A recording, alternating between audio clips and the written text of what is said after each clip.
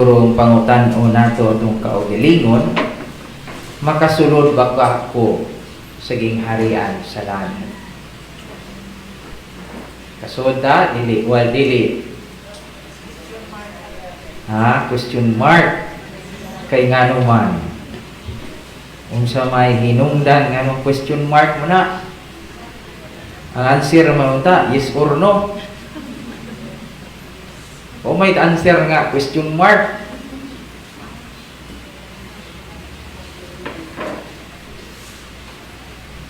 Adunay duha ka considerations unsaon pagsulod saging harian sa langit. Binasi diha sa ebanghelyo nga atong nadungog karong adlaw. Ang una, pagpamati sa mga pulong sa Ginoo. Namati na ta. Namati na ko, Pader. Kada adlaw may kong simba des Maris, Pader. Pero medyo ko kadungog sa mga pagbasa, sa unang pagbasa, sa Salmo o sa Ebanghelyo. Kanunay na akong nadungog, Pader. Kana sayon ra kaayo na siya buhaton. Uy dira ta malingkod diha, maminaw. Ang pangutana lang kung sa atong pagpaminaw attentive bata kaayo. Kasi minaw ra ta pasud sa tuong dunggan. Inig kakuman sa misa, ipagawas sa pikas dunggan. Di na siya maoy attentive nga pagpaminaw. Kay ang attentive nga pagpaminaw, ang maong mga pulo nga atong nadungog, diha sa mga pagbasa, diha sa balaang kasulatan, mo patighog kana diha sa atong kasing-kasing. Mao bitaw na gitawag pagpamati. Kay giapil nato ang atong pagbati, atong gipatighog ang mga pulong diha sa atong kasing-kasing. So mao na ang usa sa hagit nato unsaon to become more attentive diha sa pagpaminaw. Kay kung naminaw ta og maayo, aduna tay klarong direksyon sa atong kinabuhi. Kay ang matag pulong diha sa balaang kasulatan are instructions, directions, guidelines sa atong pagpuyo dinhi sa atong kinabuhi. Okay. Ikaduha nga consideration mao ang pagbuhat sa atong nadungog. Application sa unsay atong nadungog nga mga pulong diha sa balaang kasulatan. Although diha sa pagpaminaw sayon pero adunay kining hagit. Ang pinakahagit sa tanan mao ang pag-apply sa atong nadungog nga instruction. Application sa unsay kabubuton sa Dios diha sa atong kinabuhi. Mao gina giingon ako lisod tungod kay kita isip mga tao gihatagan tag kagawasan sa Dios. Apan kining maong kagawasan open times atong gi-abuse, atong gi-overuse, ug atong gi-misuse.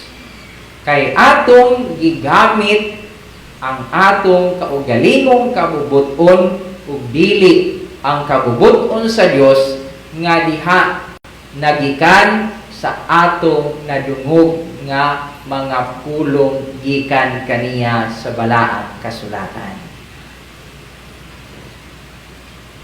So mao ni ang pinakadakong hagit mga igsoon ko diha. Ug mao usab kini ang makabira kanato nga dili ta makasulod sa gingharian sa langit. Sumagod unsa man gyoy consequences sa atong mga pagpuyo o sa atong pagpuyo nining kalibutanan.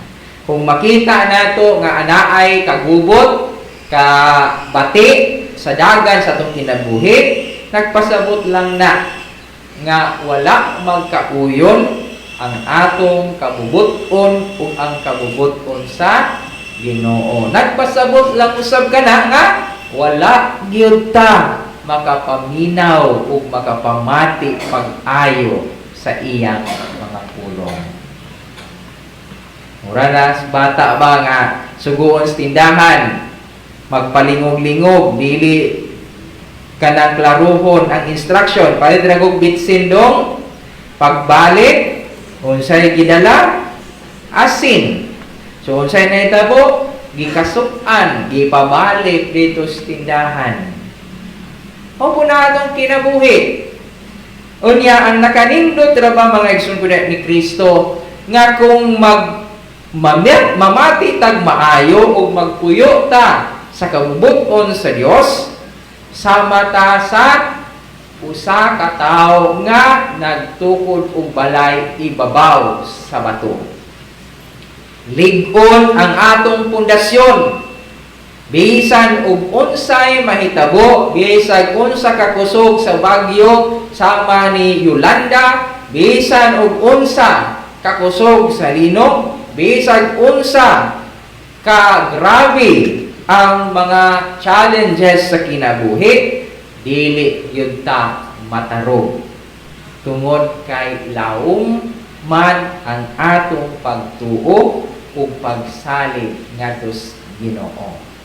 Tungod kay ang maong mga pulong nigamot diha sa atong kinabuhi.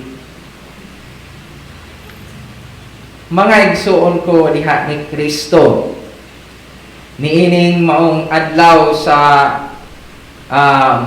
Huwebes, sa unang simana sa Adbyento, gihagit kita sa Ginoo nga iya nang giablihan ang ganghaan sa langit. It's up to us whether musulod ba ta o dili. Nganong mingon man ko nga whether musulod ta o dili, because it is on our will whether we follow and we live out the gospel nga gipadayag ni Kristo.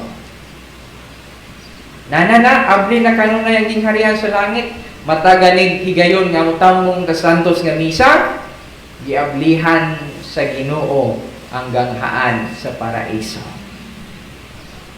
Matag higayon nga manganta ta sa santos, atong giawit ang mga awit sa mga anghel o mga santos sa langit.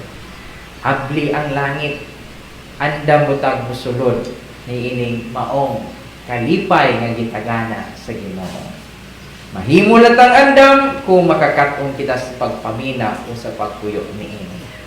Ang maong santos nga misa nga atong gisaulog karon, maoy maghatag kanato og dugang direksyon sa atong kinabuhi. Kay diha sa santos nga misa gipadayag ni Kristo ang iyang pagpuyo sa kabubuton sa langit ng Amahan. Iyang ipadayag nga rin kanato ang iyang pagtuman o pagsunod sa unsay iyang nadungog nga mga mensahe o direction sa langit ng Amahan. Mausab kini ang maghatag kanato kapasikaran aron nga mas mulig-on kita diha sa atong pagtuo o pagsunod ni Kristo pinaagi sa Mary's Little Children Community. May samaw ta kita ni Maria nga kanunay nanginaw o nipuyo sa mga pulong sa Ginoo. hinaot paunta. Amen.